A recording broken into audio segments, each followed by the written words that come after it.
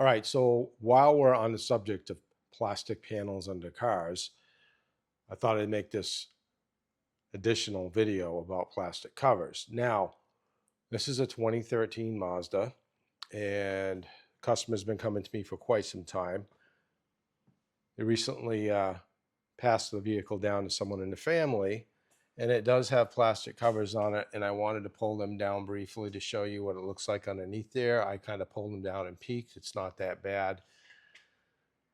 But if you look up here in the front, it's not that bad, for the exception of, the subframe starting to show signs of fatigue, rust fatigue, if you want to put it that way. So this video is basically to show you early on, you should get your vehicle rust proof. Now, as you get in the back, this is where all the salt really collects.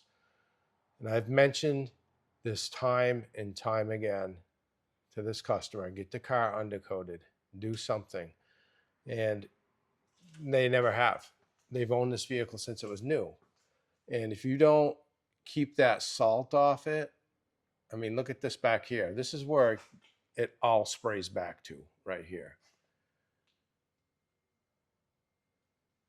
Now, if you live in a part of the country below the salt belt and you've never seen this, you're probably like, oh my God, I'm so glad I don't live up there.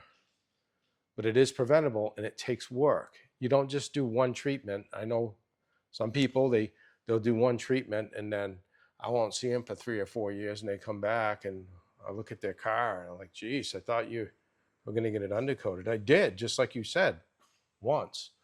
But see that little hole right in there? If you don't actually spray in every hole and cavity in a vehicle, you are not really doing anything. Now, this vehicle here had a patch done on one side. But see all these plugs down the side? By rights, all of those should be pulled out and sprayed in there. You have water drains that come down through the rocker panels on these vehicles on both sides. See that one right there? All right, so the water drains down through, it comes down, the sunroof drains sometimes drain through, but if you don't spray inside those channels, you got this going on. Now look at this. This next year, this lift arm perch right here will be non-existent. I won't be able to lift this car on this type of lift. Now that we don't have state inspections in New Hampshire, structural integrity was a big thing before, but it's the responsibility of the owner. It's not mandated by the state anymore. But you can see there's no more backing plates in the rotor. Both sides, I believe. Yep, both of them are gone. And that protects the brake rotor. That brake rotor is not really any good. But if you don't do something about it, just as soon as you get your new car, maybe not the first year, but you really should get it done. Even if it's brand new. I've had people, oh yeah, I should get it undercoated. No, it's brand new. 4 years later. Yeah, it's brand new. No, it's not. It's starting to look like this.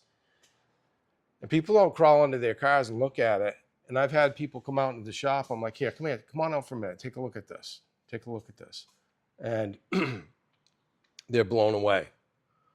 Wow, I can't believe it. Even if you don't undercoat your vehicle, if you can plan your travels, if you don't need to travel when it's snowing out or the roads are wet with salt and slush, it's impossible for some people, I know. But get to a car wash and get under here and spray. Spray that salt off. You get a February thaw or March thaw or whatever, spray that stuff off. Because if you don't, it's gonna catch up with you. I mean, even gas tank straps, they break.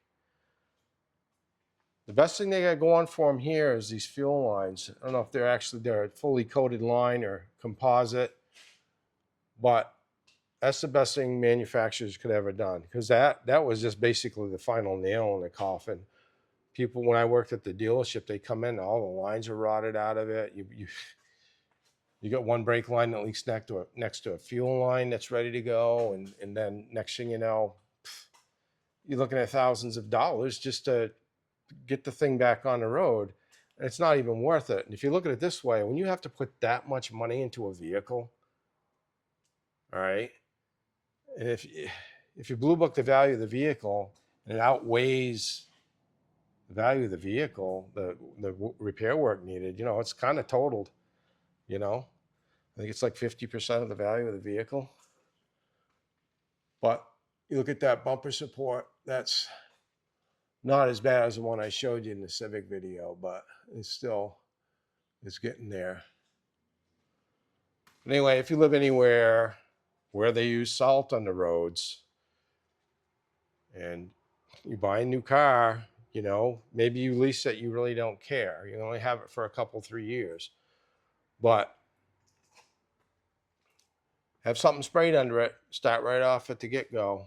You know, if you can have it undercoated, have them pull all these panels down, spray underneath there.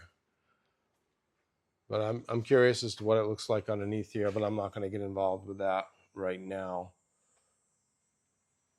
So yeah, if you like this video, please do so. You want to subscribe, great. And I'd like to hear in the comment sections where you're from, if they use salt on the roads and if they have a safety inspection. Look at that tow adjuster. That ain't moving for nobody. That's where you go in for an alignment and they say, we can't do it. Oh, why? Well, because we can't move that. That's why. Hey, I'll see you later. Have a great night. Take care.